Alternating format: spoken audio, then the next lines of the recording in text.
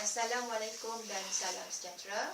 Sempena Bulan Kesihatan Sekolah Kebangsaan Datuk Muhammad Musa, saya ingin menyampaikan sebuah ceramah yang bertajuk Gejala Obesiti dalam kalangan pelajar sekolah dan faktor-faktor penyumbangnya.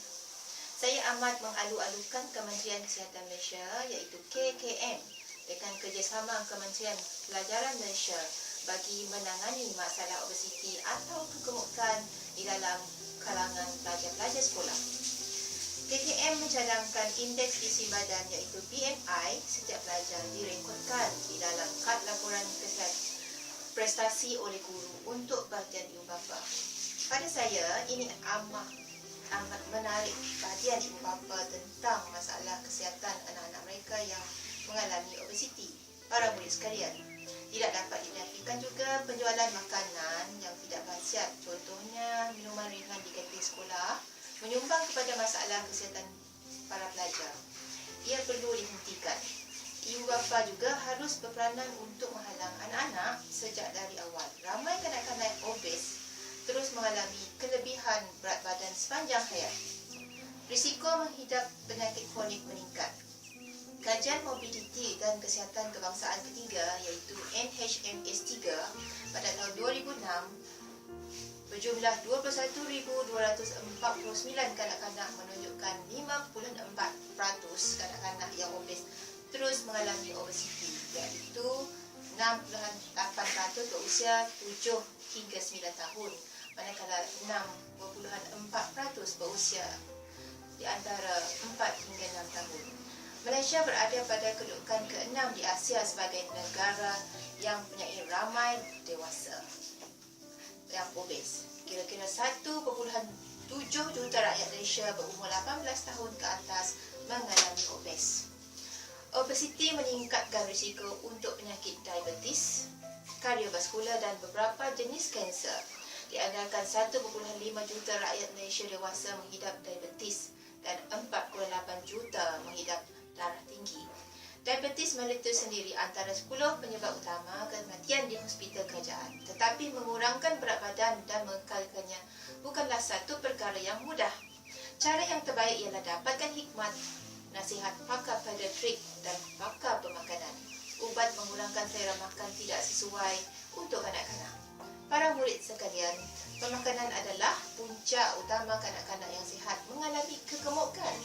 Tabiat makan yang kurang sihat dicontohi daripada ibu bapa. Sehubungan itu, ibu bapa mestilah menjadi teladan yang baik dan mengamalkan tabiat makan yang sihat untuk kebaikan anak-anak mereka.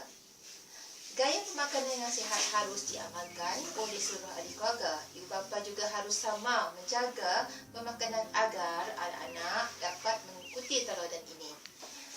Amalan minum air bergas yang mengandungi banyak gula menyumbang kepada obesiti. Sikap suka meminum minuman yang segera, yang manis, berkarbohidrat akan mendorong ke arah penyakit diabetes dan obesiti. Satu kajian terhadap 548 orang kanak-kanak mendapati minum air bergas dalam tin setiap hari akan menambahkan berat badan sebanyak 1.6 kali selepas 19 bulan.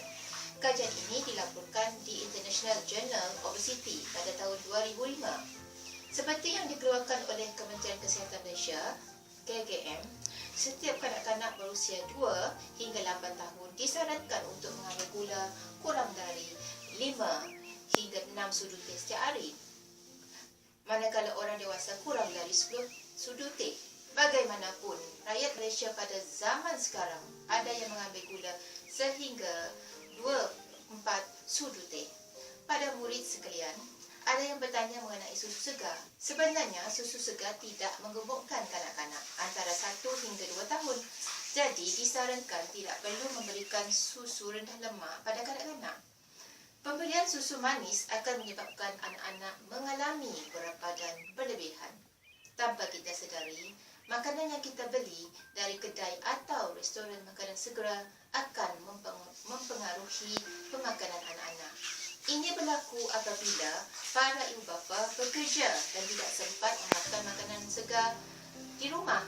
Dalam akhbar Sydney Morning Herald, 8 Februari 2011 menyiarkan bahawa ibu yang bekerja lebih masa mempunyai anak yang obes. Jadi ibu bapa harus memperhatikan emosi anak-anak mereka. Tekanan dan bebanan belajar akan mempengaruhi emosi dan mood mereka. Satu kajian terhadap 1,520 orang kanak-kanak berumur antara 9 hingga 10 tahun selama 4 tahun menyimpulkan bahawa terdapat kaitan antara obesiti dan perasaan rendah diri. Kajian itu mendapati kalangan kanak-kanak yang obes, 19% dari mereka tidak ceria, 48% pula berasa kebosanan dan 21% pula berasa nervous. Rasa murung juga akan menyebabkan kanak-kanak akan makan secara berlebihan.